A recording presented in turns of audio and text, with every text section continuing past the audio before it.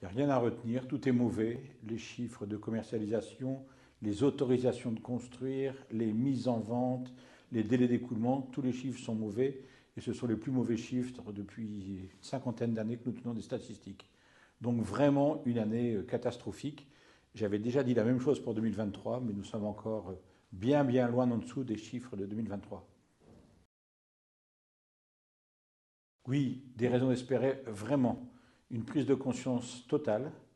Les médias nous ont aidés d'ailleurs là-dessus. Prise de conscience du politique, où le gouvernement de M. Barnier avait déjà repris, avec la ministre Valérie Létard, nos mesures.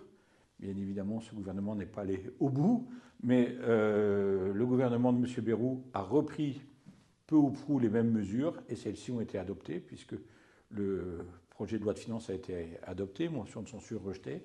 Donc là-dedans, nous avons l'extension du prêt à taux zéro sur tout le territoire et également sur les maisons, c'était uniquement sur les appartements.